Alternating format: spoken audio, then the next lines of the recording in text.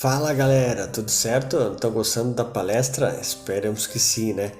Então vamos dar continuidade à palestra.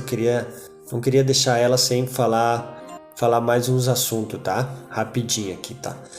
Na última parte eu tinha falado sobre concilia-te com o teu adversário enquanto ainda estás com ele a caminho, né? Que é o que Jesus vem nos falar, né? Então o Espírito Emmanuel nos fala no livro Pão Nosso, capítulo 120, ele nos dá um entendimento sobre esse ensinamento de Jesus, psicografado por Chico Xavier, né? Vamos ver o que ele nos fala? Ele fala assim, ó: concilia-te, o que equivale a dizer faze de tua parte. Corrige quanto for possível relativamente aos erros do passado. Movimenta-te no sentido de revelar a boa vontade perseverante. Insiste na bondade e na compreensão. Se o adversário é ignorante, medita na época em que também desconhecias as obrigações primordiais e observa se não agiste com piores características. O que ele quer dizer? Se o teu inimigo, teu adversário, quem está te tratando mal é ignorante, lembra como é que tu era antigamente. Hoje, de repente, tu tá mais maduro, mas antigamente tu não foi assim, né? E talvez tu agia da mesma forma ou até pior, né? Se é perverso, categoriza-o a conta de doente e dementado em vias de cura. O que ele quer dizer aqui? Tem muita gente assim que quando eu já vi até uma outra casa espírita que eu frequentava, o cara dizer assim, ó, pensa que a pessoa é como se fosse doente, sabe? Do jeito que ela tá gritando e brigando, e querendo ou não, é verdade. Por um lado tem razão, né? Ela tá fora de si, sabe? Então, às vezes tu vê ela te tratando desse calma, respira, ele não tá no seu real juízo, né? Então, o Emmanuel nos aconselha nessa parte assim, né? Faze o bem que puderes, enquanto palmilhas os mesmos caminhos, porque se for o inimigo tão implacável que te busca entregar ao juiz, de qualquer modo terás então igualmente provas e testemunhos a apresentar. Um julgamento legítimo inclui todas as peças, e somente os espíritos francamente penetráveis ao bem sofrerão o rigor da extrema justiça. Trabalha, pois quanto seja possível, no capítulo da harmonização da paz, né? Mas se o adversário te desdenha os bons desejos, concilia-te com a própria consciência e espera confiante. É aquela frase, né? Amar e perdoar sempre, né? O que ele quer dizer? Tem uma outra frase de Jesus que é assim, ó: se tiver alguma coisa contra alguém, vai com ele em particular. Se ele te ouvir, tu ganhou teu irmão. O que ele quer dizer? Tu tem que fazer a tua parte, concilia-te. Vai até ele, tem alguma coisa contra alguém. Vou botar um exemplo, numa outra empresa que eu trabalhava, o chefe e o dono tinham mania de tratar muito bem os empregados, muito mal os empregados, né? Até a mim também. E aquilo começou a me fazer muito mal, sabe? Só que eu tava numa necessidade de trabalho e eu tive que ficar ali, engolindo muito sapo, sabe? E eu tentei conversar com eles, fui com eles em particular, ó, vocês têm mania de tratar humilhando o pessoal, né? Tratar desse jeito. Gostaria que não fizesse mais isso, né? Tentei falar com eles, mas não adiantou, sabe? E daí foi que daí eu tentei fazer de tudo. Eu fiz a minha parte. Como eles não quiseram mudar, daí eu comecei a buscar emprego ali fora e graças a Deus eu consegui um outro lugar, sabe? E na hora de sair da empresa eu fui lá e agradeci. Agradeci. Cheguei, ó, muito obrigado por tudo, perdão, desculpa qualquer coisa e sucesso para vocês. Isso que tá, né? A gente tem que fazer a nossa parte, né? E nada como o tempo, né? O tempo coloca cada coisa no seu devido lugar, né? Então, pessoal, como a gente fala muito de Jesus, como Jesus tratou os inimigos, né? Eles levaram ele, mandaram prender ele, surraram, esbofetearam ele, cuspiram nele, pregaram ele. Em nenhum momento e discutiram com ele, né?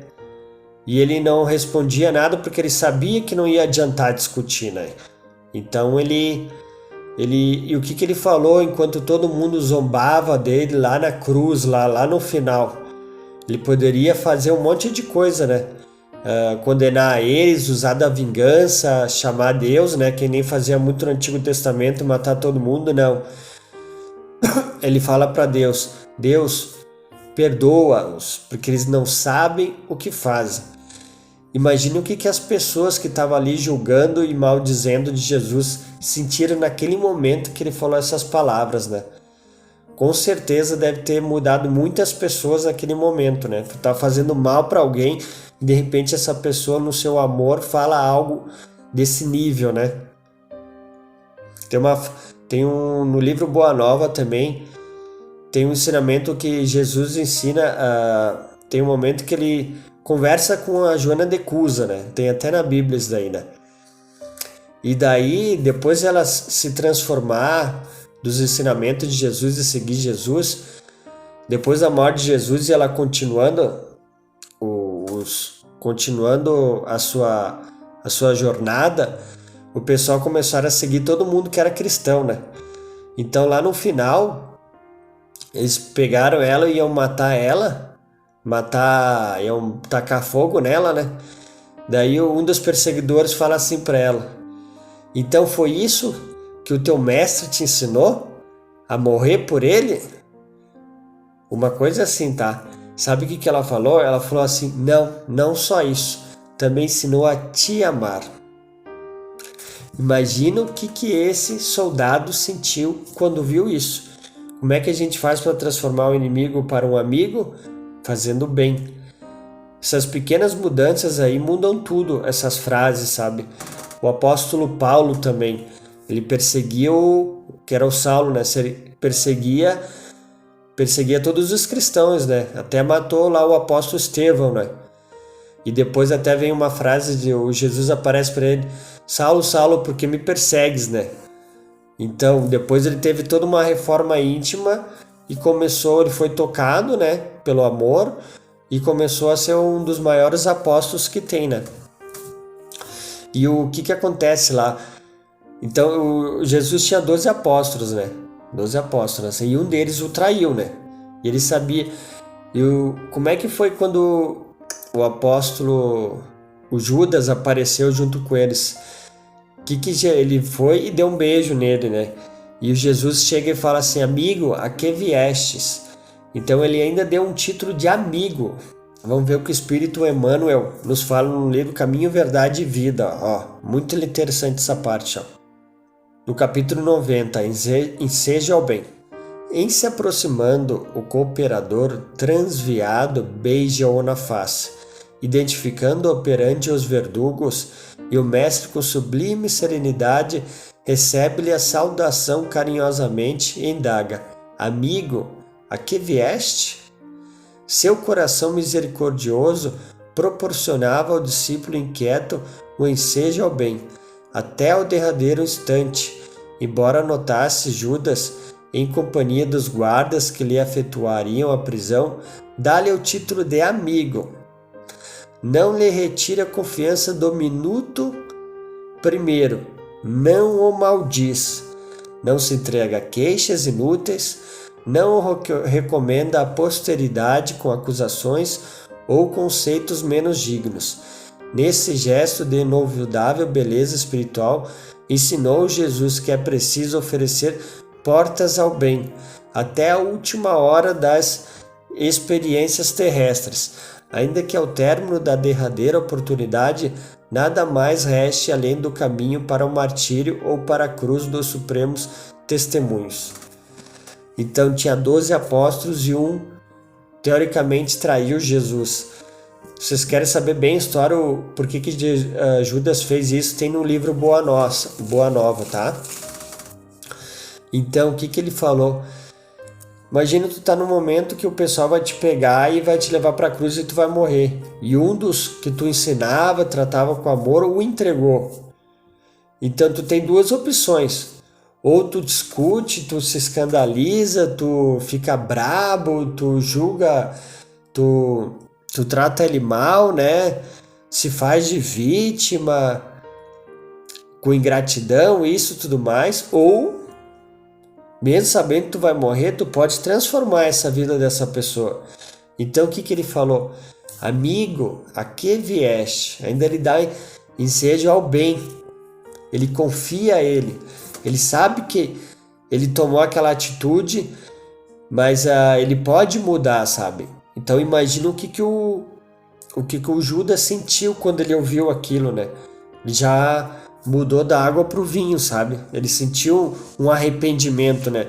Isso que muda as pessoas, transforma de inimigo para amigo, tá? Agora eu vou falar o que é amar os inimigos no Evangelho segundo o Espiritismo. Depois eu vou terminar com uma oração, tá? Ó, Evangelho segundo o Espiritismo, capítulo 12, número 3.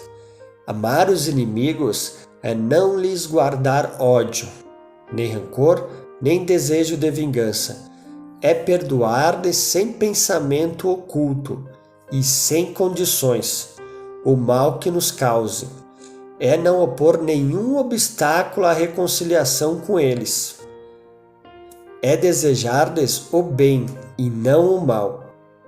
É experimentar júbilo em vez de pesar, com o bem que lhe advenha. É socorrê-los em se apresentando ocasião. É abster-se, que por palavras, que por atos, de tudo que os possa prejudicar. É finalmente retribuir-lhes sempre o mal com o bem, sem a intenção de os humilhar. Quem assim procede, preenche as condições do mandamento: amai os vossos inimigos. Então aqui está um resumo. Tu é crente, tu é cristão, tu quer saber como é que é amar os inimigos, o que significa, é esse trecho que eu contei, tá? Então, galera, vamos terminar então fazendo a oração para o inimigo, tá? Vocês vão ver que é um resumo de tudo que a gente falou, tá?